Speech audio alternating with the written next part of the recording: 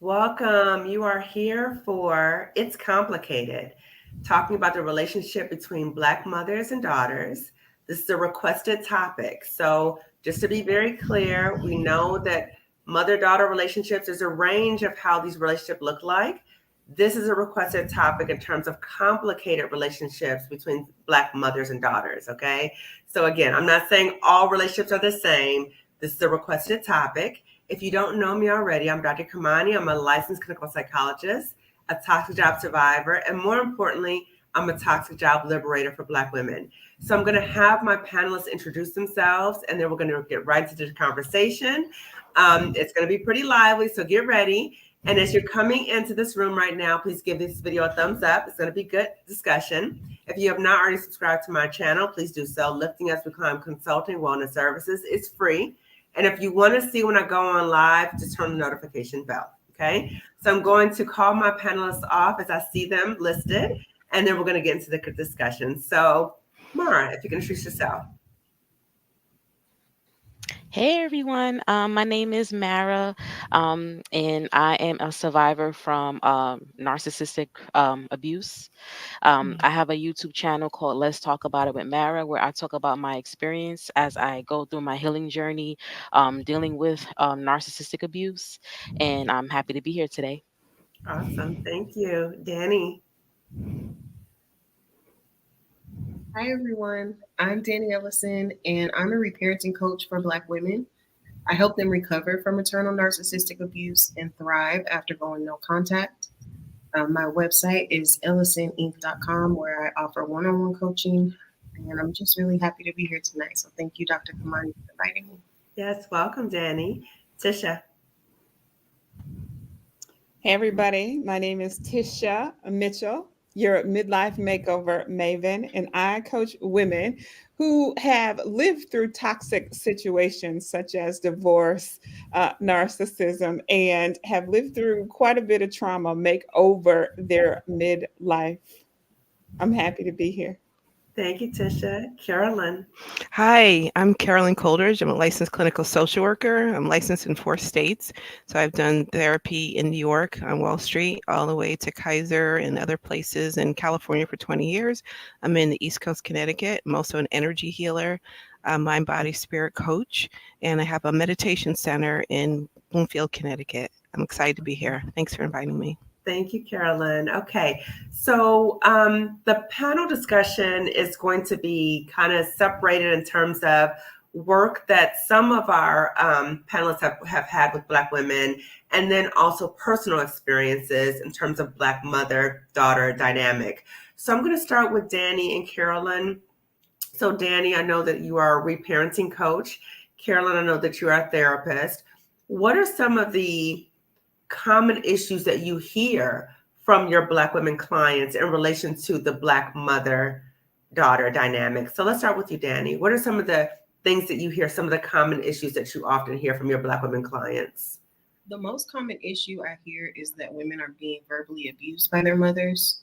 They feel as though their mother is their bully, is their enemy, is their harshest critic, and they feel personally attacked by their mother's words and actions. They also mention feeling unseen in their relationship with their mother, as though their mother has no interest in really knowing the real them. Their mother only wants them to sort of operate out of this conditioned identity where she's a dutiful daughter, she's completely one-dimensional, and her real identity has no value in the relationship. Awesome. Thank you, Danny. What about for you, Carolyn? What are some of the common issues that you hear from Black women, your Black women clients, relationship Black mothers and daughters? So many. I worked with a lot of Black women. I ran 3 Black women's group in California. My clients are the best: mama, drama, trauma, just mothers dismissing their pain, actually being really dismissive or being abusive emotionally, physically, verbally, setting them up in many different ways, not hearing them, a lot of pain in terms of, I can't go to my mother for this, I can't go to that. A common one I hear is my mom doesn't like me. just appear at the end. She does not like me. Mm. And I notice this trend's getting, larger and larger. And I actually see it in some ways replicated in the workplace where Black women are hard to each other. And then I see them having, mothers are hard on their girls. So it's almost like I have to protect my boys, but I can be, we've heard this, but I'm harsh on my girls. Right. And it's such a wound because society is so hard on us. Yeah. So, and they're so visible, you're Black and female. And then I think a lot of the mothers get it at home, get it when they were growing up, et cetera, and then they transfer. It's an easy target. And it's a really, really deep wound, and it's not talked about. I mean, in my private therapy practice, yes, because we all know Black women are maligned in the world. So Right. we have to. They kind of want to protect it, and they finally let it out. I see clients sometimes for 2 years, and finally tell me, "Hey, let me tell you about my mother."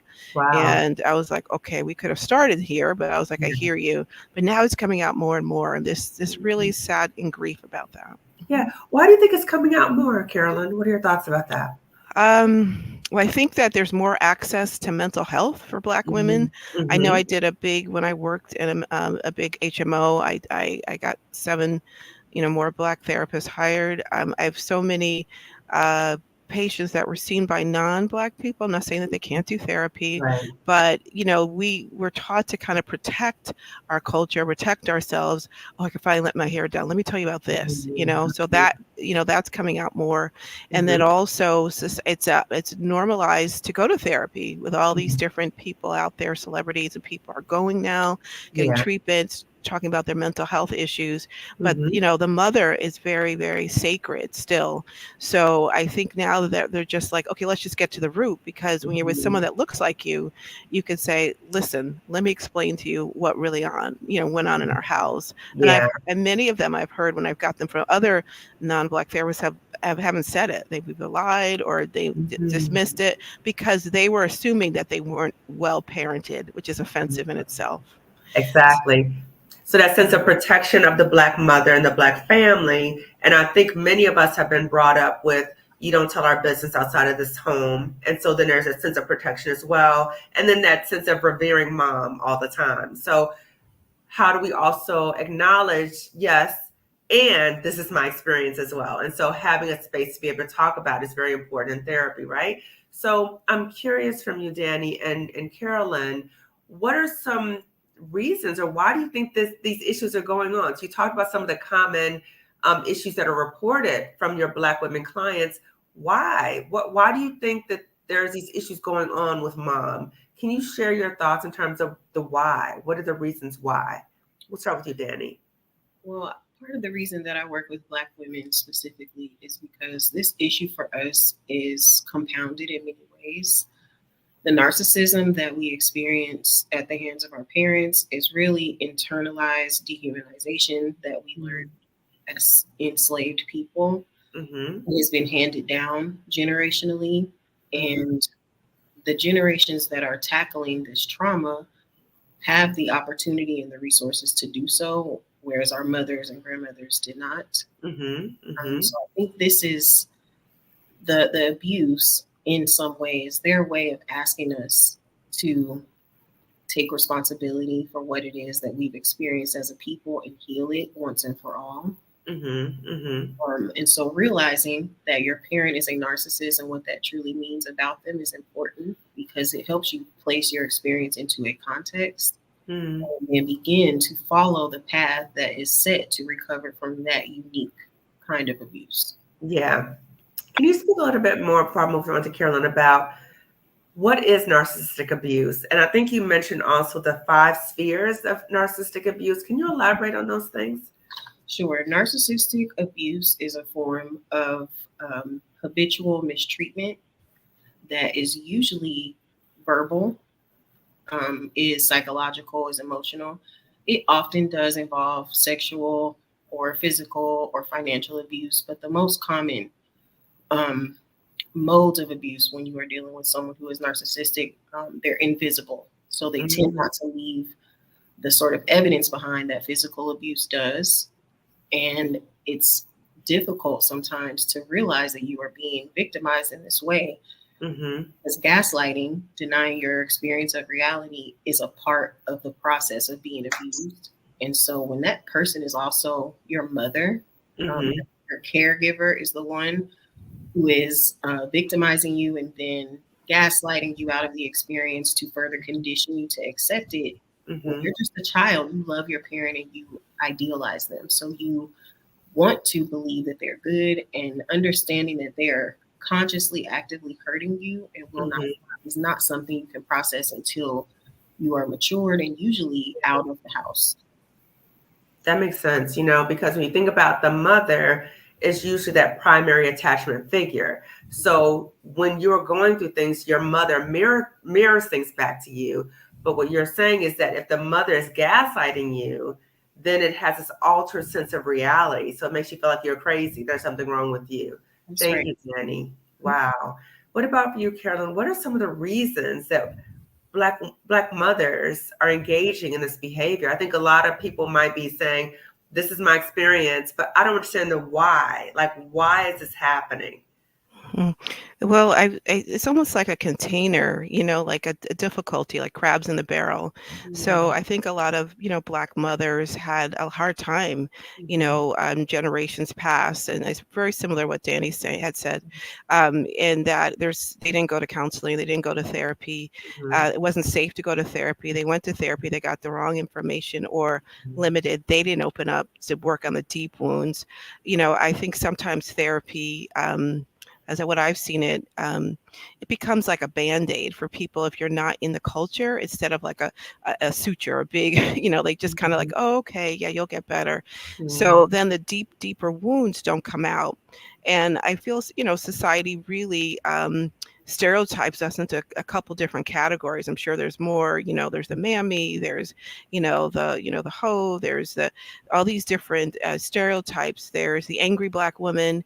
And, even they've even replicated in winning awards. I love all the actresses out there, but you think of when Halle Berry won an award, a lot of people had issues with what she was doing, her part. Or, Monica in Precious, she was a mean mother. And then the other woman, The Help, so we were like in these like little caricature stereotypes. And I think that in work and society, Black women feel it. And then they look at who's the easiest target. I can't get away with it with my boss, but I can get away with it with you. And you look just like me. So it's an angry transference of rage that wasn't expressed, wasn't healed generationally.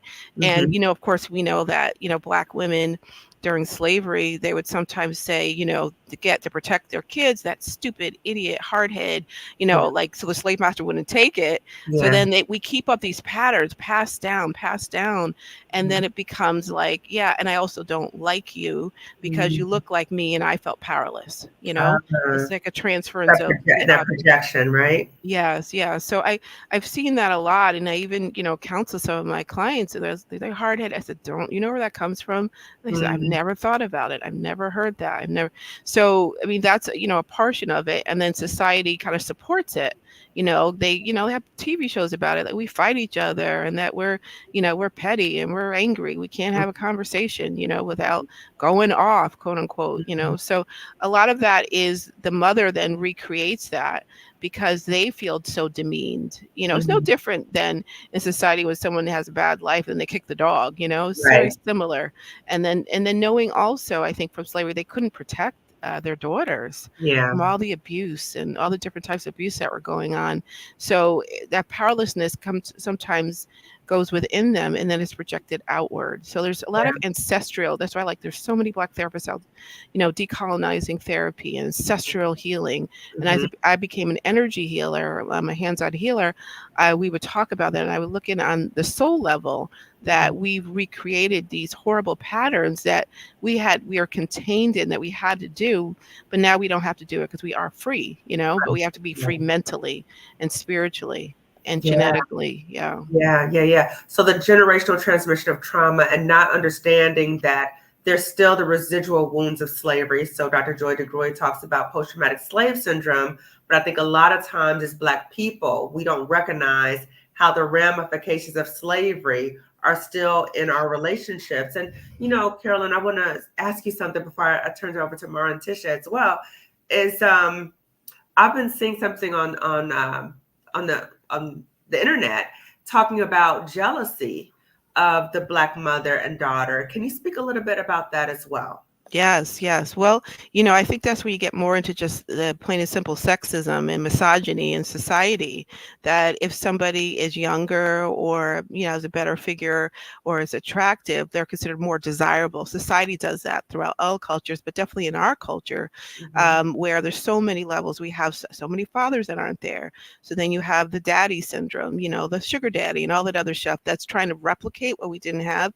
But, and then women also, so sometimes younger women are looking for toxic men unknowingly, it's just like a natural feeling. I need someone to take care of me. But the mothers, knowing that if they grew up in also misogynistic and sexist environments, and we all have, and just in the society, they feel like the daughter is more of attractive or more successful, or like how did I raised you to be smart and do well, but you can't be better than me.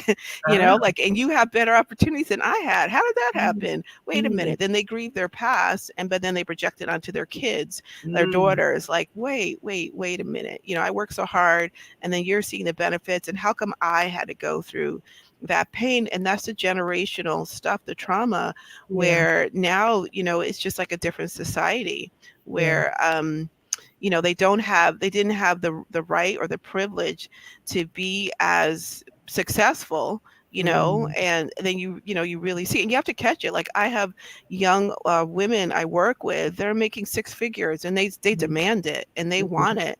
And I get their mothers being very angry. Like, I cannot believe, like, how in the world did this happen? But they created, As yes, opposed to being proud of them. yes, a lot, Wow. very resentful, and Mm. knowing that it's almost a grief for what they didn't have, that part of their Wow. lives. They didn't grieve it. They didn't get to grieve it. They didn't get to talk about it. So many mothers had just had to work and take care. And, we also have to double work, triple work, True. just to be, 10 times hard to be halfway there. At least my mother always told me that. Yeah. 10 times hard to get halfway there. Yeah. And I just feel like that's the jealousy is because of internalized white supremacy, misogyny, and sexism, Wow. Wow. So a lot of very heavy things.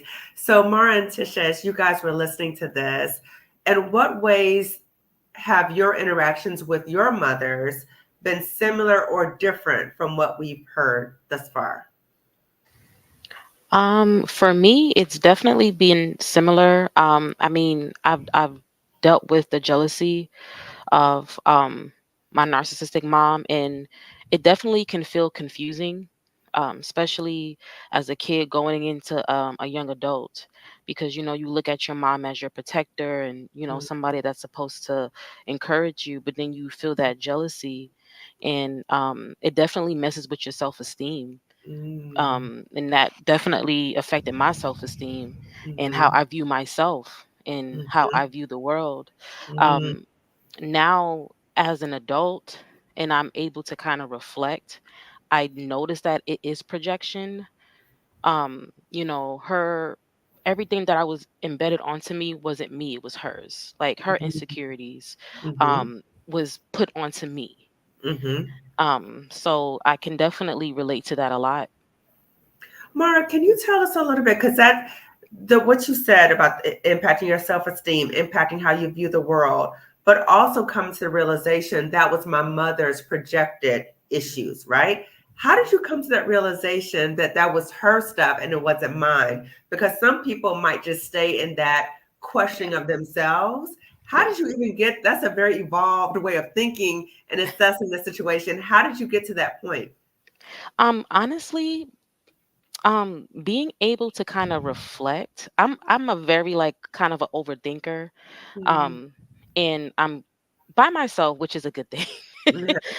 So I reflect and I think about scenarios and I think about her story. Ah, And I remember her story, and then it's like, and being in therapy, of course, being in therapy helped a lot. shout out to um therapy. yeah, shout Uh-huh. outs to therapy. Yeah. And it kind of like came to me, like, as I'm in therapy, and my therapists, are the ones that I had, were good. Were kind of like helping me. It kind of came to my mind, like, wow, this wasn't me, this was her. Mm, This mhm. that's her, that's not me. you know, Yes. but it Yes. became me. But just being able to kind of just sit back and reflect, I feel like reflection and therapy helped me with that. Okay. Excellent. Excellent. What about for you, Tisha? In what ways did what they were talking about resonate with you or relate to you, or maybe not? I think definitely. I would like to say it wasn't until just recently I could actually put language to how I was feeling. But I think one of the most damaging things, and I heard over and over again with my mom and me, is that we grew up together. We grew up together. Mm, And what that meant for me, I internalized it as like, no, you were supposed to grow up and raise me. We weren't supposed to grow up together. right. And so we get into, one of the things that I had mentioned before about emotional incest, where I became my mother's partner. I wasn't being Mm, raised. I was, I need you to help me get through whatever it is that I need to get through. So I found myself doing a lot of parenting. There was a lot of neglect. It was a lot of over reliance on me as the mm, child, and I internalized, I don't really matter. I'm not that important. My only job is to take care of my mom, or not just her. I mean, it was a whole family system that we were, as the functional one, that our job was to take care of the dysfunctional people. Aside wow. from ourselves, you don't have a need. You don't get to have a need. It is, you got to take care of the person who's worse off in this family Mm, system, and there was always someone worse off, and she was one of those. So one of the things that I realized very young is that I couldn't trust her. I couldn't trust her to mm, protect me. I couldn't uh-huh, trust her to put my needs first, that I just had to be quiet. And so that showed up in ways where I'm in dysfunctional and codependent relationships where I'm not expecting to get my needs met, that mhm, my needs were just not that important. You just survive through it. mhm. So, going back to what Mara says, is that now at 52, I'm able to look back on it. But that's only come recently. Before, I just thought that I was just angry and mad. Wow. And there was just all this confusion swirling around as far as roles are concerned. So Yeah. now, with therapy like Mara, and going through a divorce at this point and being in therapy, and my therapist said, your husband and your mother show up the exact same way in your life. Wow. And having Mm, to unpack both of those things, because I was doing the same thing in both places. yeah. Yeah. So you talked about emotional incest, and before we came on, you also mentioned something that we were all like, "Whoa!" When you said betrayal blindness. Can you elaborate on that?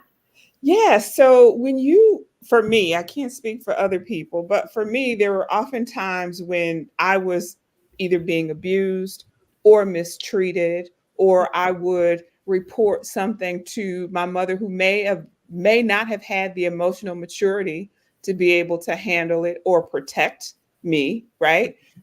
It was just my mom and me as a child. I remember a situation happening, and I told my mom, and it came out that she didn't believe me. Mm, And I ended up having to live in, the consequence of that. And I remember, and this is no exaggeration, I remember 4 years old saying, it's just me. I don't trust her. She can't take wow. care of me. I got to do this on my own. And that Wow. never went away. It's still Yeah. to the point where I'm having difficulty letting people in, Yeah. and realizing there's no point in opening your mouth because you're not going to be protected. There's no point. Even right now, I'm in a very in a battle right now, like in a transition, and it is, I am advocating for myself, and it's coming with a lot of consequence, Yeah. because it's just one of those things where you just learn it's easier. And even as a child, right, when you confess something to an adult who's supposed to protect you, Hmm. and they don't, but you can't leave. You don't have Right. any place else to go. You still need Yes. that family system for food, clothing, shelter. It's Yeah. almost like you put it out of your mind because you can't leave the system. Yeah, yeah, You're yeah. And stuck. you try to make sense of it, right? So we're talking about complex trauma. So trauma has happened to you, and then the person that you're trying to go to for protection, nurturance, all those things is not available to you. And you said that that impacted your ability to trust others. So it impacted how you see yourself and how you see the world. And so you're saying it still had these long-term effects in terms of your marital relationship. And even now, Yeah, I trust would and distrust. I would even take it a step further in having had a conversation with my mom recently Mm-hmm. over the last 6 months. And I couldn't understand why I was being so triggered. Why was I getting so upset with my mom? I'm like, what Mm-hmm. is this going on? And so I started getting curious and I Mm-hmm. realized I was explaining about some situations that were happening that were unfair and people were taking advantage. And she was making excuses for them. And she was, well, this happened and that. And I was livid and I could not understand why Yeah. I was so upset at this moment. And after I started doing some more research on betrayal blindness and just really realizing, wow, this has been a pattern for a very long time. And Mm-hmm. even today at 52 is triggering. What Yeah. that did mean for me is that I still needed to do some work in that area and start to Mm-hmm. detach and do some healing. Yeah. And looking at being able to identify patterns of behavior are very important. And so when something happens to us, being able to pause and say, wait a minute, why do I feel this way? And to go dig deeper into that. Okay. So, and you also said that you'll share the resources that we're talking about. We'll have the resources that she's talking about. So the betrayal, blindness, the emotional incest, and for everybody's information, I'll put that in the description section as well. So Mara and Tisha, you both talked about the impact that this had on you. And Danny, I actually want to include you in the conversation because you actually, from your own personal experiences, that's how your reparenting coach business started. Is that correct? Yes, that's right. I Yes, became yes, a yes. coach because I had to go no contact with my mother Yeah, and navigate everything that Tisha just talked about. yeah. And going through that alone is, I feel, nearly impossible. You know, I felt like I had to coach other women as a support because I very nearly did not make it out. Oh, wow. Detaching from my mother, I'm an only child, and we were Mhm. very close, even though our relationship was toxic and enmeshed. And I was many times put in the position to be the parent. I love my mother. I love her now. She was Mhm. a very significant part of my life. And so that breakup essentially, it just sent me on an emotional roller coaster. It Yeah. triggered so many repressed feelings, and it brings awareness of the dynamic, the realization that you have been abused to safely come to the surface when you're no longer in contact. Yeah. And it triggers an identity crisis to have to sit with the knowing that my mother doesn't like me, that Mm. I can't have a healthy relationship with my mother no matter how badly I want it. Because Mm. although I love her, she will never be able to validate me as her daughter, as a Mm. separate human being. I'm never going to get my needs met in this relationship. Mm. And what you mentioned earlier, the 5 spheres of narcissistic abuse, Mhm. and the primary sphere, the primary area of our life where we experience narcissistic abuse will be our home and our family relationships. Mhm. But from there, as we develop, our peers and our friend groups, our love and partnership relationships, our workplace and our career, and Mm. then our church and our religious environments. Mm. Those are the 5 areas where narcissistic abuse will show up. Mhm. If you find yourself engaged in this dynamic in one of those spheres that's not home and family, Mhm. or multiple spheres, the chances are high that you first learn to accept that treatment in your home with your parents. Wow. Wow. So I'm curious if you all can talk about, because from understanding, Danny, you're no contact. Mara, you're no contact. Last conversation, Tisha, I think you said you were thinking about no contact, right?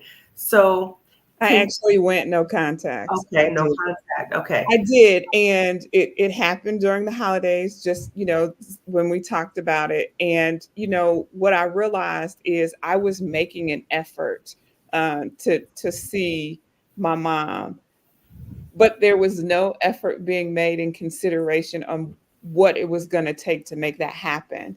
And Mm, I knew that I knew I was doing it out of a sense of obligation, not out of a sense of my own well-being. And I just finally had to say, just like Danny, and I had to just step away. And I remember just sending a message saying, I love you and I respect you, but the only way that I can honor you and honor myself in this season is distance. Mm. Mm. And I'm wondering, because Black women might be watching this right now, and I want us to take a little deeper dive into the decision for no contact, because all of you have talked about the impact it's had on you in terms of that abusive relationship with the mother. Can you talk a little bit about your journey of deciding to go no contact, right? And then Carolyn, can you speak to, as a therapist for Black women that you work with who have decided to go no contact, what has their journey been like for them as well? So I'll start with Mara, Danny, and Tisha, and then Carolyn, if you could talk to me about, as a therapist, what have you heard your clients talk about in relation to going no contact with their mother? So for me, one of the reasons why I decided to go no contact is that I realized that I couldn't heal but be in communication with my abuser. It came to the point where, like, my mom would text me and she would say she loved me and I would cringe. Like my skin would crawl because Wow. it's like, how can you say that and you cause so much harm? And I felt like I was obligated, to have that relationship. But one of the main reason that, and I guess it was some denial, because it's hard to accept it. You have that hope, and I think I had that hope, that little bit of hope there. Um, when I decided to go no contact with her, when I was living with my mom, she used to call me crazy for being in therapy, to the point where I used to cry. Like, she used to Wow. gaslight me. It was just, the verbal abuse was just bad. And she texted me one day and she told me, you were so smart for going to therapy back then. And that didn't feel good to me, because and I something said confront her. And I asked her, I said, if I was smart, why weren't you being encouraging then? Why are you being encouraging now? And I haven't seen my mom at 6 years at this point, but there was still little to no contact. But she didn't take any form of accountability. She gaslit me. And I was just like, this is it. I can't do this anymore. Yeah. I have to take care of me. And then Yeah. that's when I decided to go no contact. Wow. Okay. Thank you, Mara. What about for you, Danny? What was your process? Because I just think about it in terms of like a toxic job, right? So there's generally like a progression. Most people don't just say, I'm done with you, or I'm done with this job. There's generally a progression. Can you share with the audience about what was your progression in terms of deciding to go no contact with your mother? Sure. So I like to talk to clients about something called a dress rehearsal. Is what I call it. Danny, I can't hear you that well. Can you hear me? That's Okay. better. That's better. Yes. When I work with clients, I warn them about what I call a dress rehearsal, which is what we do sometimes when we are warming up to going no contact. A lot of times the relationship is getting extremely toxic. Communication is breaking down more frequently. We are likely to go no contact for a short period of time. Maybe it's 3 days, maybe it's 2 weeks. You cut contact, you just like, okay, I can't do this. That was ridiculous. I'm completely drained after that conflict. No more. Then the guilt kicks in. Then the mourning and the grief kicks in because you miss her. And you start to feel afraid. Like, as you move forward in life without her, you are conditioned that you're doing something wrong. It's almost like a slave leaving the plantation. Like, I'm not supposed to be out here. I gotta go back because I'm not supposed to be here. And so then we go back, even though nothing has changed. Nothing has been resolved. We shrink our liberation. We stuff it back down and put it back into a box and say, okay, I'm going to go back into this relationship where I'm being victimized because she's my mother, and because she's not giving any. There's no give and take. She's not making any considerations for my feelings. She's not taking accountability. There's really nothing I can do besides just go back and take it. So I did a few dress rehearsals with my mother. We went no contact. I did first like for 2 weeks, and then maybe for 2 or 3 months, and then for 6 months. But when I was finally done, I blocked her number, and Mhm. I didn't talk to her for a good year. Wow. We have had some touch points along the way. And I think it's important to name that that is a part of no contact. The narcissistic parent will reach out most likely. If they don't reach out directly, someone in your family will indirectly reach out. So Mm, having a point of contact or two does not mean that you are not no contact. It means that mm, that's your opportunity to recommit to your no contact, because every mm, time you come back into contact with that narcissistic parent, they will remind you that you need to stay away from them, because to be in relationship with them means to be a victim. They will not let you freely exist and maintain your dignity and your freedom in mhm, proximity to them. It's not allowed. mm. So Wow. I went no contact with her in my late 20s, and it has been 6 years now. Over that time, I was in therapy for a good 3 years. I did 9 months of auricular acupuncture for PTSD. Really, Mm, really helped me. That was the tail end of my therapy. mhm, It helped me to purge the repressed memories. And I reached what I call the breakthrough. It's like a pop of clarity. When you have been no contact long enough, when you've been safe and able to decompress long enough, you reach a mhm, point of realization. It's not just an endless void of not being okay. Eventually, you reach the end of the tunnel and you're okay, and you understand that I was being abused. I don't have to settle for it. There's no need for me to feel guilty. I am mhm. free to move forward because you can see it objectively. And so Yeah. I reached the point, and after that, it was history. I have not Yeah. had to struggle with depression, post traumatic stress, no guilt, Mhm. no shame. I've been able to embrace my inner child and practice loving myself. Yeah. It sounds many ways like going through just the stages of grief, right? So saying goodbye, but kind of going back and forth through that, right? The points of contact, the dress rehearsal, all of that. Thank you, Danny. What about for you, Tisha? What was your progression? It's I've been trying to kind of break up with my mom since I was 18. I'm 52. One of the things that I really want to say is that oftentimes the abuse, especially when it's emotional, is insidious, right? There's these little things, these little microaggressions. And the bigger thing, though, for me, and I can't speak for the other women, is it's not just when you're dealing with your mother, it's just not just a one-on-one relationship. There's a Mhm. family system at times. And so sometimes when you are deciding that you're breaking from one party, your parent, you may be breaking from an entire family system. That Mhm. means that you may be not in contact or in the same relationship with your siblings or the other parent or your step siblings. Like Mhm. there a lot of times that narcissism or even a selfish person is the center of the family system, and everybody caters to that particular person. When Mhm. you decide you're going to step outside of the system doesn't change. It's just that Yeah. you no longer are participating in that. That also means that you may have to go no contact with other people that you care about, Mhm. because they may be trying to force the relationship, or they'll be saying, oh, you just know how they are, or as if, again, you still need to be putting your feelings to the side to Yeah. maintain the family system. So Yeah. not only are you in this relationship with a person where you can't advocate for yourself, but you also have to step outside of the system. One of Yeah. the challenges was for me is that I was a teen parent. I was a teen parent at the same time that my mom was pregnant. So there are these two children. My son's father passed away. Mhm. My mother's husband was not necessarily parenting. They had an extremely codependent relationship. And so Mhm. in every area she couldn't rely on him, she relied on me. Oh, So as wow. a teenager, I've lost my Boundaries. childhood.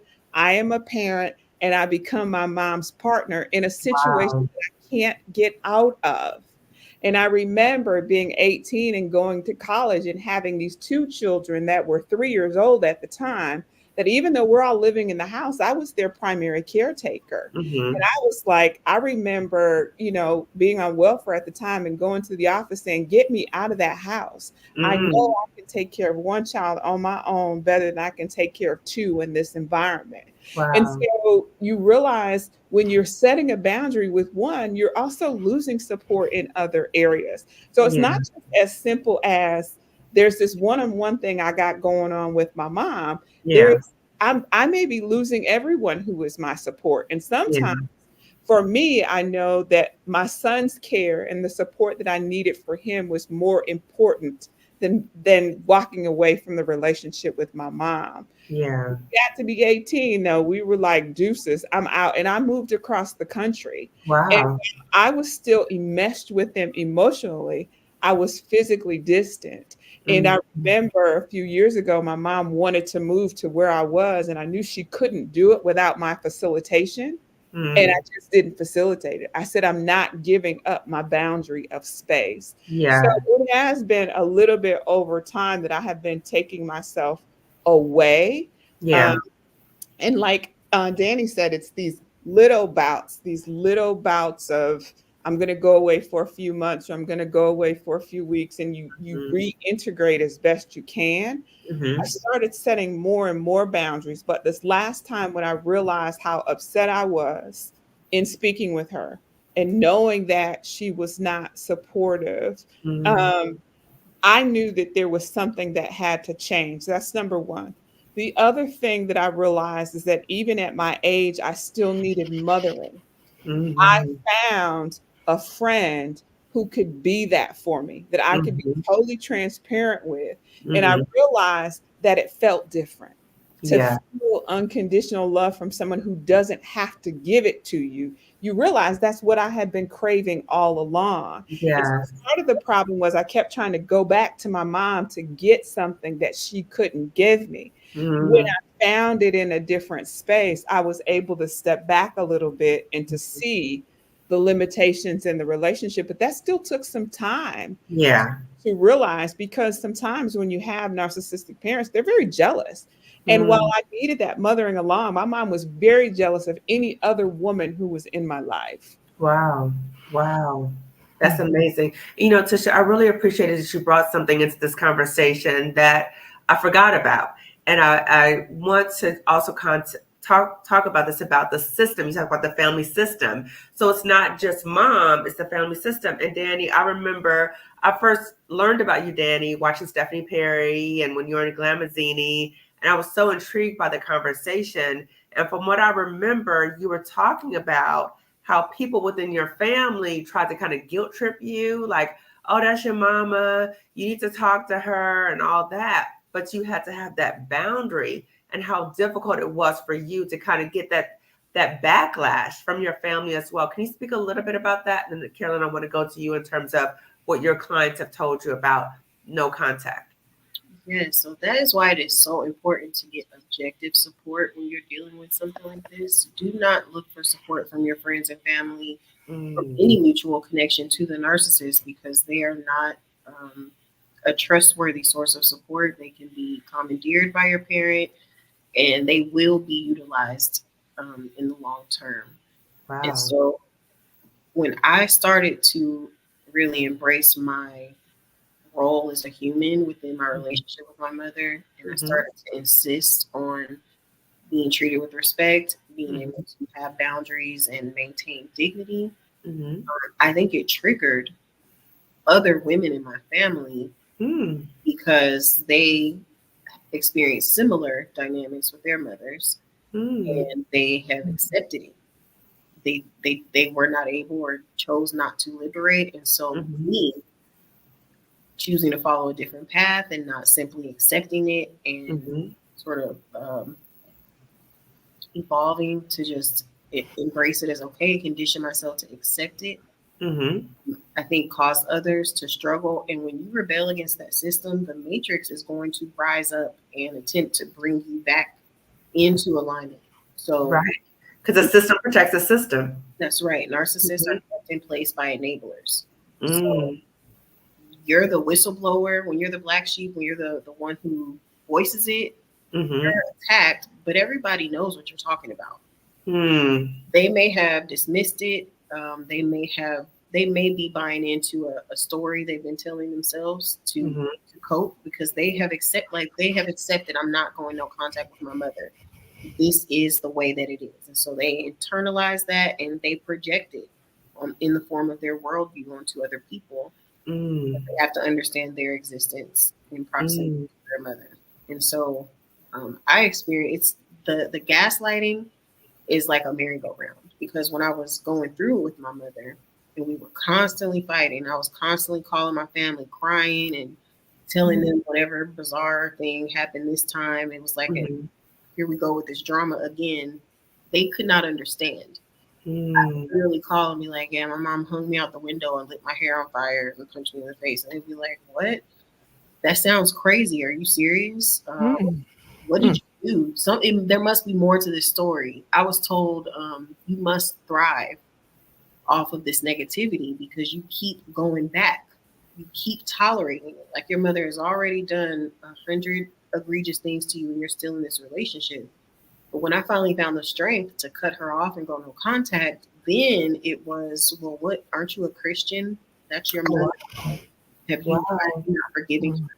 You know, but what about forgiveness? You do things wrong too. You're not perfect. Mm. Like, who are you to put your mother in this place, Wow. denying her contact to you? Like, I am me. I get to decide who has contact with me. This is my personal space. Yeah. And so, yeah, that's why I say get objective help, because you need someone who's not emotionally invested in maintaining your family system to help you see what's really going on. Yeah. Yeah. So as we talk about an objective person, Carolyn, can you talk about with the Black women clients that you've worked with, their decision to go no contact? What has been their progression often? Yeah, I want to talk about some other things that I picked up during this. Like, Yeah. for example, a cycle, like their soul, since I am an energy healer, I'm a soul healer, meaning that I work with a lot of different energy modalities, and I've done Mhm. that for years. There are soul cycles in astrology. So I think Tish kept bringing up 52. So 49 to 51 is called the Chiron return. It's like an astrology term, the time of the wounded healer. So what happens during that time is when you've never, thought about things, they will come up deeply.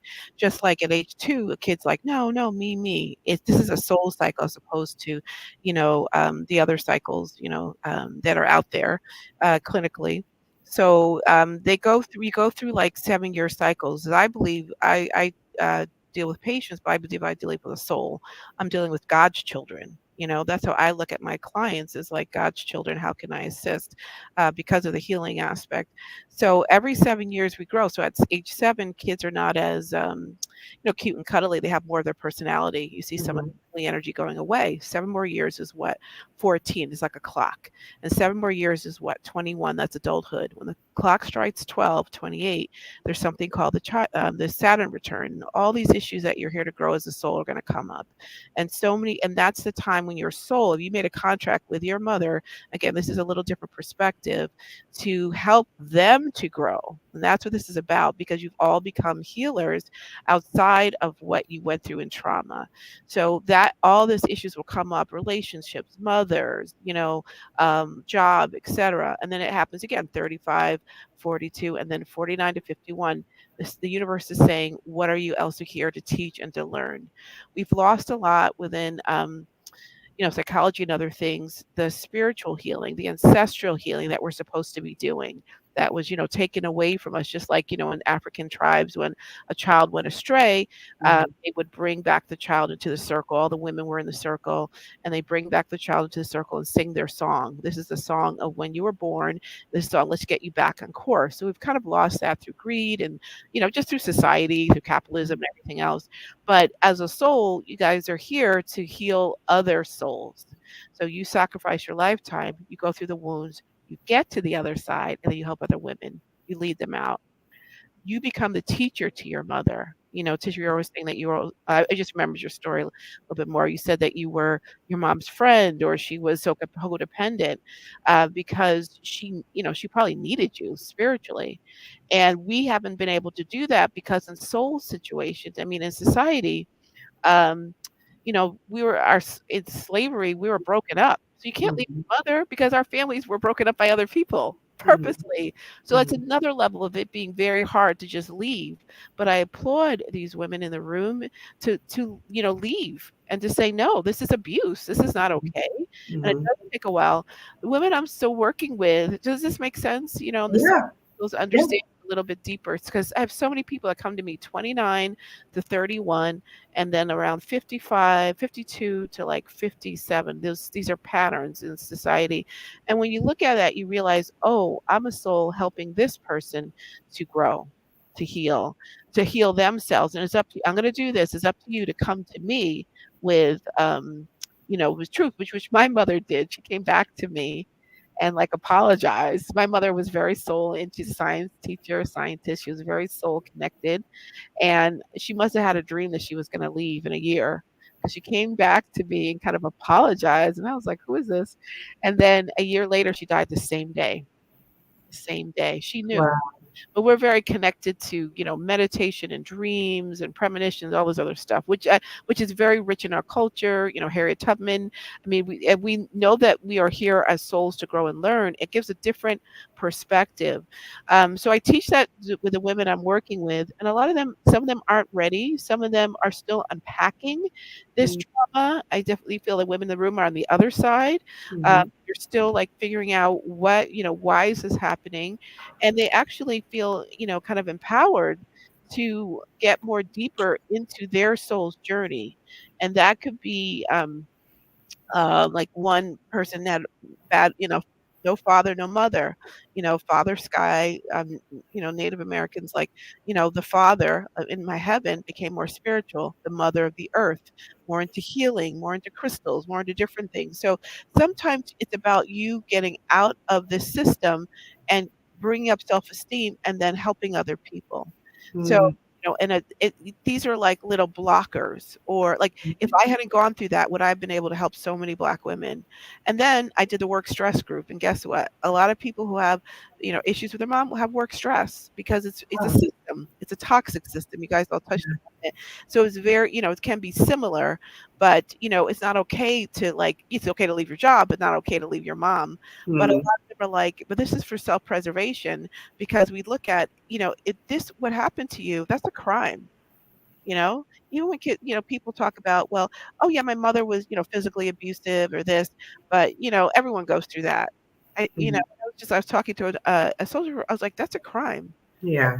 Accept that with somebody off the street? No. And then they start looking at it differently. Then there's like what Danny was talking about, the grief period. Can I do this? Is there a place? Is there a safety? Am I going to be, shamed? And some of them have a sense of healing, and then also healing that other person Mhm. that Mhm. that needed that healing. So it is about holding the container, understanding a little bit more of the soul cycles, understanding that that they are a child of the divine. They're not meant to be abused. I don't care who it is. That person may be looking at their parent as mentally ill is very Mhm. hard, Mhm. or being unhealed. A lot of Mhm. unhealed, because sometimes they're so skillful that, like, I think what Danny was saying, you don't even know what's going on until, like, you're like, wait a minute, you pick up a book, and you're like, oh, this is narcissism, or this is this, Right. you know, Right. and that can be, very disturbing. But also, I found with them, a lot of the clients that I work with, it just gives a sense of, oh, that's okay. Oh, Mhm. that's real. Oh, I don't have to deal with this. Yeah. A And sense of validation and knowing there's something else. Like you don't have to stay in it. yes, yeah. Yeah. Mhm. Yeah. And, Yeah. yeah, and then also that's why I did so many Black women's group, when I worked in a mental health facility, major HMO in LA, I had, like, 4 the work stress group with all Black people, and then, and that was the stress of, like, having to work, uh, Mhm. and then also, because a lot of Black women are demeaned for our work was never appreciated because Mhm. we're working for free. So, Yeah. little insights like that, and then also I would recreate, like, "No, we're not gonna fight with each other. No, we're gonna listen to her. Maybe you Mhm. need to step out right now because that's attacking her." So Mhm. it's kinda like recreating the safe environment, and Mhm. honestly, they did it on their own. It was rarely a time, because there was never this space that was completely safe. When Hmm. I did a meditation group, it was 29 people. That Wow. it was all African Americans, and they were saying like, I don't feel safe. These therapists don't trust me, and Mm, they feel scared of me. And I mm, tell you about this, and things came up about mother. This is meditation. We're supposed to be meditating, and it came mm, up about that these soul wounds. And I was like, this is a safe space that we can, because we were talk about, we're the generation that has the ability to, do things on our own, to change things, and then every generation has a different way of looking at things. mhm, And it was just like, wow, like we are not literally in change. So how can we be different? How can we change things? How can we move? And then mhm, a lot of them with their mothers would say, I feel bad for my mother, but I can't live with her. I um, I'm gonna hire a caregiver. I'm gonna tell her very nicely, I can't be there. yeah.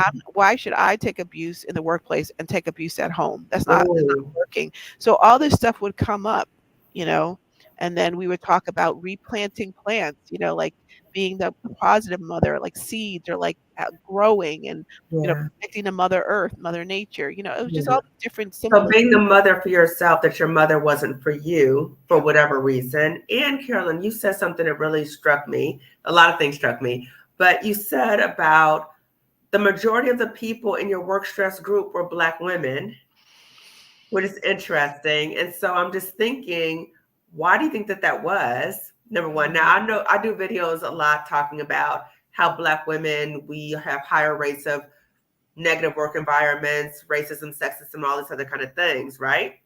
But listening to you talk, I'm wondering, is there something about the experiences of Black women, particularly if there's some issue with Black mother daughter dynamic, that might prime us for being in a toxic work environment or staying in a toxic work environment?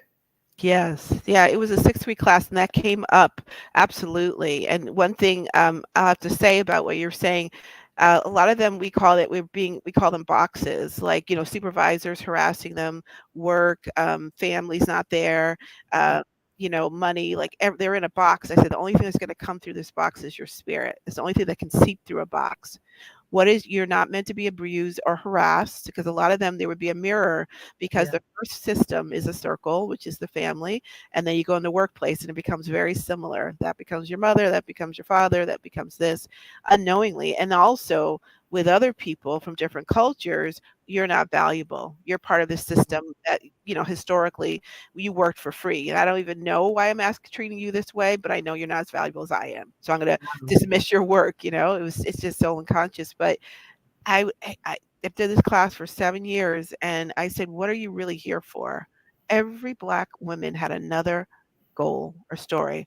"Oh, if I didn't work for the county, I would open up a center, like I'm creating a new name, like, the Eagle Center, and I would just say, even Black men were saying like, "Oh, I would do work with at-risk kids. Oh, I would be a foster mom." I said, "That's what you're here to do. That's Mm, why these systems are not working." Every Black woman had a purpose. It wasn't even like, "What do I think about?" It would just come in so clear, and that was powerful to me. It showed how powerful as a soul that we come in to be, female and, and a person of color, mhm, identifiable. Even if you're not, you're part of the system that does not identify genetically, etc. But that they had a higher calling. That's the spiritual. mhm, They all mhm, had a higher calling, and it was something that would help not just them, but humanity, but their culture, but women, but groups, books, video, different things. There's just so many stories. I would get letters years later saying, "Oh, I'm doing my purpose now." ah, Yeah, I okay. so many, so many. I had this woman call me out of the blue, and she said, "Were you the woman?" I moved from California to Connecticut. She goes, "You the woman that did that group?"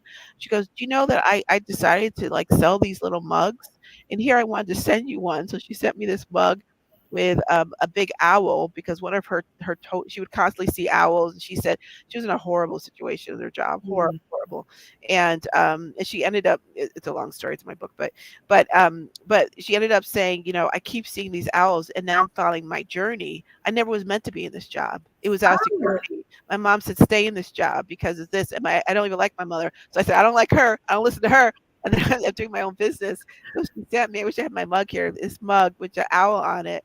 And she just said, and then she sent me a letter a year later saying, I'm still on purpose. I'm still listening to my spirit. So some of this trauma, even with mothers, is about a higher calling, healing them and then healing other women. And that takes a lot. So many people get stuck in the trauma. Yeah. They don't get to the other side of why this happened to you.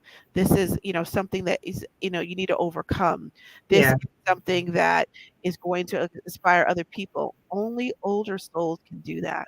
Only people Mm. who listen to their heart and mind can Mhm. take this, trauma and make it a triumph, Yeah. a Yeah. hurdle meant to overcome. So this is why important we know about soul cycles, we know about ancestral healing, because that other soul, like your mother, may come back late, didn't have the tools, and maybe wasn't old enough spiritually to do what you did, Yeah.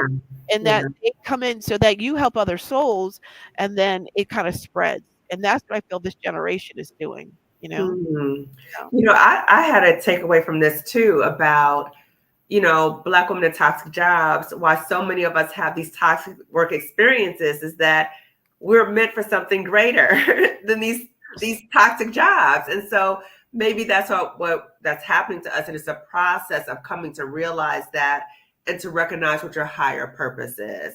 And it's not that toxic job, right? So, ladies. Oh, yes, Danny. Yes.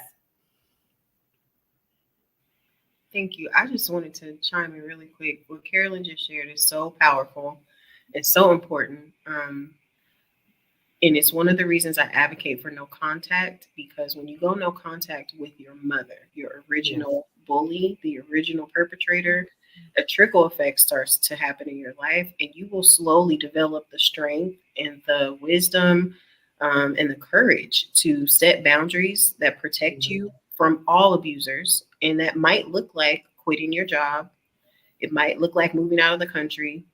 It might look like changing your religion or leaving the family religion, right? Exploring spirituality in a way that you were not given permission to. Mm-hmm. And when we begin to follow that path, that is how we discover who we're really meant to be. And we begin to actualize and help other people by stepping into purpose. So, literally, exactly what Carolyn shared is Yeah. so women who especially women who know that they have a purpose, they're carrying some anointing, they have this awareness within that they're meant for something greater, they have a dream, they have a passion, but they're being bridled by their mother who's abusing them. Your mother is holding you back from achieving your full potential, and you're either going to choose her, you're going to choose to please her and die to yourself, allow yourself to wither away, never know the fullness of who you are as a woman, or you're going to choose yourself and allow her to be an individual. So, no contact is a catalyst for building those muscles that will create that authentic life. Yeah. So basically, we're talking about post-traumatic growth. So that through trauma, sometimes we grow at a higher level because of the trauma that we've experienced. So, ladies, as we're winding down, I know we're a little over. I just want to ask each of you, for Black women who are watching this conversation, and I'm going to quickly go through the chat. Black women who are watching this right now, and they can resonate with anything that you're saying. I know that we're going to have a part 2 next week, same time, to talk more about healing. What words of support can you offer to Black women watching this right now? And they could be hurting right now. It might bring up things for them. What are the parting words that you want to leave with Black women who are watching this right now in terms of words of support? And I'm going to call you off as I see you on the screen. We're going to read the chat and then we're going to wind down. So, Mara, what words of support can you offer to Black women who might be watching this discussion right now? Words of support I would give is to go at the pace of grace. It's not an easy journey. Give yourself grace. That's something that I'm learning, is to give myself grace, and protect your peace the best way that you can. The best way. I know everybody's situation is different, but the best way that you can. Yeah. So protect your peace, self-forgiveness, right? Self-love. Thank you, Mara. What about for you, Danny? What words of support can you offer to Black women watching this right now? I would just want to, of course, encourage them by letting them know that they are not alone. This is an issue that affects Black women across the board in some fashion. So if you are struggling with internalizing your relationship with your mother and how she treats you, please, like I mentioned earlier, get some objective support. If it's Mm-hmm. a coach, if it's a therapist, get a professional who is familiar with narcissistic abuse and who can support you as you process what you're becoming aware of. Mm-hmm. And if you are the black sheep of your family, the highly independent one, you feel they don't really know you, you've left the family religion, you've gone natural first, you were the first generation college student, you were the one to branch out and date interracially. If you are not the one fitting in and you're the black sheep, it's because you're meant to break the cycle. That is why you're the Mm, younger one. That is why you're the outcasted one. So mm, embrace that about yourself. Begin coming to terms with your assignment to break the cycle so you can move forward and stop being held hostage by your past. Mm-hmm. Yeah, yeah. So getting that objective support, recognizing you may be breaking those generational patterns. And I know that there's a book out now, Breaking Generational Curses, I think it's called, by Dr. Bouquet, I think her name is. So I'll put that information in the description section as well. But to get the support and know that you're right, you're walking on the right path. So thank you, Danny. What about for you, Tisha? What words of support can you offer to a Black woman watching us right now?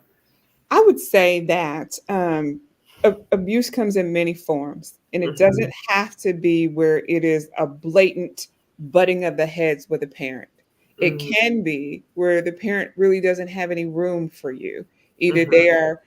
they're in their own sickness and their own illness, their own codependence, where your needs just never ever come to the surface.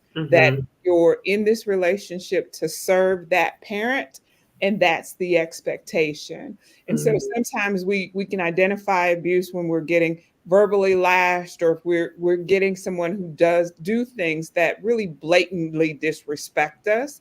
But Mm-hmm. we often miss those times in the insidiousness of you're just not there. You're not seen, that you are taught that your role is to take care of everybody else or take care of that parent specifically. We're talking about Mm-hmm. Black mothers. When Mm-hmm. you're taught that your job is to take care of your parent Mm-hmm. at the expense of yourself, and setting Mm-hmm. a boundary is not something that will be very well received, Mm-hmm. even when you're hurting. There are Mm-hmm. times when you have a parent that just cannot get beyond themselves enough to see you, and that's no Mm-hmm. less abusive.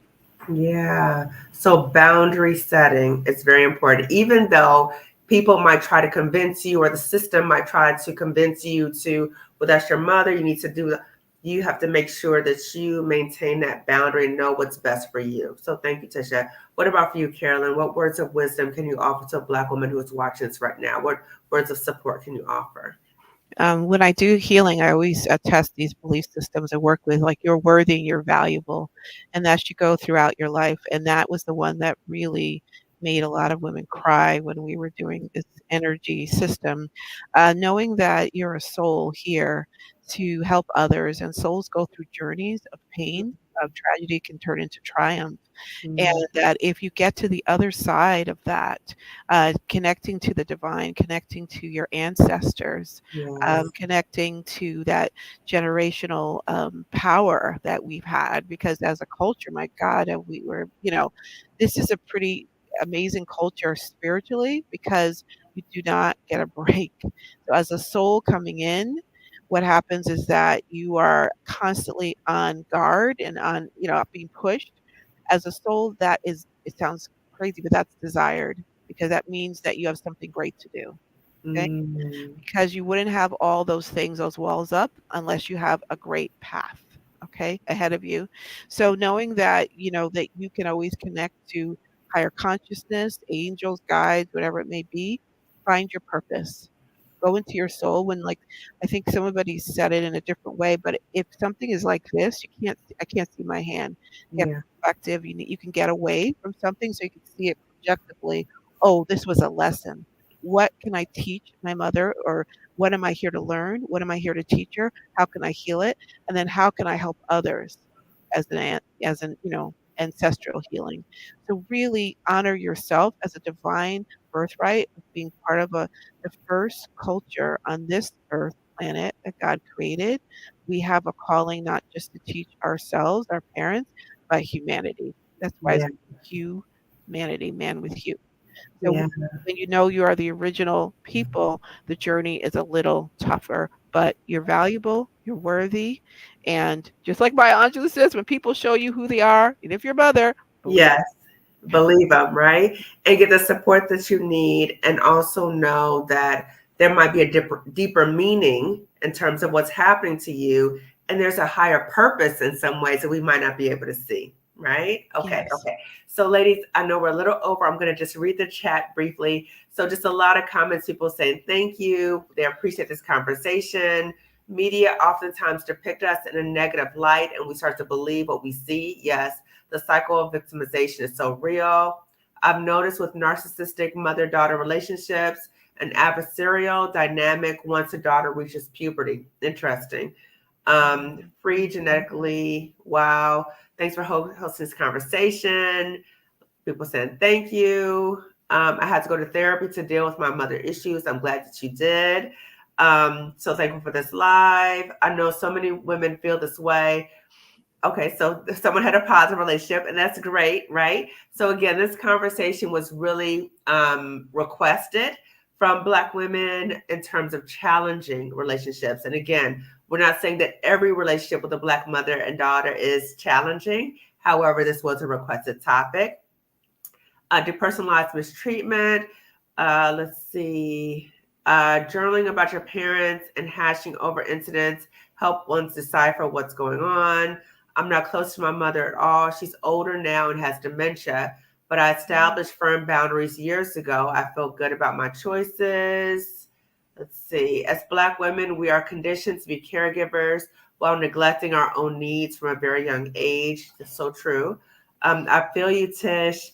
That was that was my testimony as well. So I became my own mother as a child. These lives are so needed. There are a lot of women who've gone through our moms and who haven't had the chance to talk about it or didn't know how to talk about it. Let's see. I think the majority of Black women have experienced betrayal blindness. I'm in therapy with this, dealing with this, learning to set boundaries and realize my mom is just that. My mom, our parents are sometimes not role models, they are human. Mhm. Being a parentified child causes so much harm. Let's see. I'm trying to go through this briefly. Let's see, just to make sure there's a lot of replication. Okay. The only way I can honor you is with distance. Wow. You can't heal in contact. Let's see. It was the hope that has made us stay in contact with our mothers. However, my mom left us and stopped talking to all of us, all of her kids 3 years ago. I'm so sorry about that. Oh yes, the lack of accountability when confronted is a big one. Let's see. I think there's a troll in the chat too. I've literally been struggling with this for 2 years now. The live is much needed. Have to remind those inner kiddos nothing will change, and it's not safe for them to look for love from them. We shrink our liberation. Let's see. The parts that really mess with me is that the dysfunction contributes to the struggle we have in the world, amplifies the trauma from white supremacy, sincerely makes me angry. This conversation is on point. Consider your mom's history and how she may have been treated. This may be all she knows. Help her get the help that you are now getting. I'm not a mom. I now understand why she was hard on her daughters. And maybe next time, ladies, if we could talk about this too, about moms getting help, right? When we talk about healing, this is an important, critical conversation for many of us. Often there is very little understanding or support from family and from the Black community. Folks feel that you're the evil one. Generational trauma inherited from the slave master. However, anger is a big part of the cycle of grief. A lot of us do not allow ourselves to feel enmeshment and codependency. The enmeshment is also covert incest. Blew my mind. I had to change, and I did. I claimed it fiercely. Let's see. Family never truly understand your toxic situation. They blame you. Let's see. I'm so proud of us through this right here. It's indicative of us healing. Our people are indeed healing, and we shall overcome. Yes, we will. It's so unfortunate that many people. No, let's see. Okay, I'm sorry. Let's see. People are saying thank you for this conversation. Exactly. We wouldn't accept that kind of treatment from strangers. We have to stop making excuses for our mothers. We can create safe environments for people to share. This is fabulous. Somebody's going to shout out to Alicia Renice. We saw Glamazini here as well. Thank you, Dr. Kamani, for this necessary conversation. Thank you for joining. I'm completely surrounded by love right now. Let's see. Okay, boundaries are mentioning. Okay, let's see. Okay.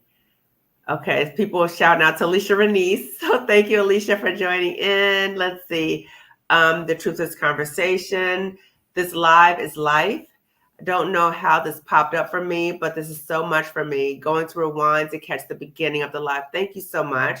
And everyone, as you're watching this conversation, right? So remember, you're going to give this video a thumbs up.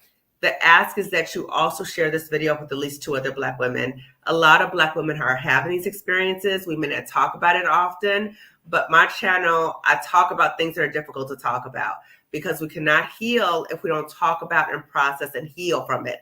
So that's why I'm having this conversation today. I want to again say thank you to my panelists. Thank you to my guests. Again, give this video a thumbs up. Share this video with at least 2 other Black women. If you have not already subscribed to my channel, please do so. Lifting As We Climb Consulting Wellness Services. I will put all the resources for all my panelists in the description section, okay?